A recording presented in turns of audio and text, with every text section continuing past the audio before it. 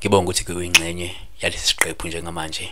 uNkulunkulu makakulonde, uNkulunkulu akubusise. Ngibonga ukubona wonke umuntu olandela nje i-channel osubscribeile nongakasubscribe obukelayo nje owenikeza ithuba engathi uNkulunkulu anganandisela enibusise libe namandla okufeza izifiso zenu. Konke enikufisa empilweni yenu ngathi ningakuthola.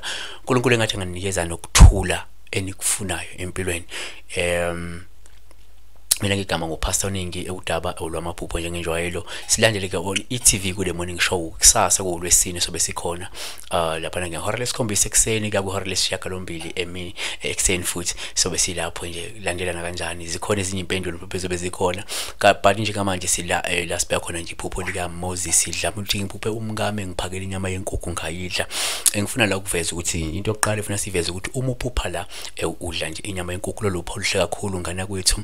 Esikhathi siningi uvamela ukubika mhlawumbe inhlala kahle nempumelelo esuke iza empilweni yakho yabona. Okwesibili futhi singakubalula ukuthi uphupha ubona mhlawumbe nje inyama yenkukhu nalolu phawu luhle olungasho futhi ukuthi kunenhlanhla nesikhathi senjabulo mhlawumbe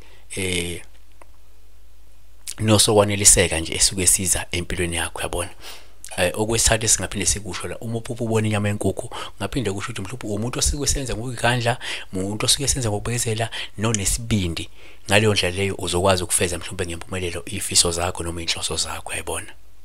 Asivale ngokuthi uma usuphupha mhlawumbe lo muntu loyo ekunikeza leyo nyama yenkukhu ekupha leyo nyama yenkukhu bese uyidla uyi-enjoy uyijabulele uneliseke, lolu phawu luhle kakhulu lungachaza ukuthi uzolithola usizo nokweseka mhlawumbe okudingayo empilweni ukuze mhlawumbe ukwazi ukufeza ngempumelelo lokhu usukukwenza empilweni yakho. Usho ukuthi kungenzeka nje ngamanje umkakho uyakweseka ezintweni eziningi ethinta mhlawumbe impilo, impumelelo, ikusasa, noma ke uyafisa ukuthi ekweseke ukuze uphumelele yabona, noma ke isikhathini zawo uzokweseka.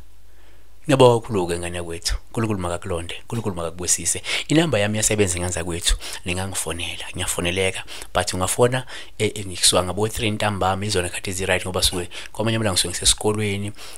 Ungafona mhlawumbe around 3 kuya ko 7 ntambama ikhaso ukufonela lezo.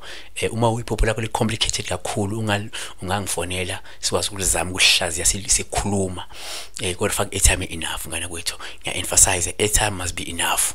Thenga ama-minute because kubhlungu ukufona ngeshumi ugcina ungasakwazi nokusi-introduce ukuthi ubani, uyabona ungasakwazi nokuchaza iphupho lonke liphelele because you are running out of airtime. May God enlarge you guys, increase you, nibe nayo imali so that nizokwazi ukufaka airtime. Ngiyabonga. Bye, yes.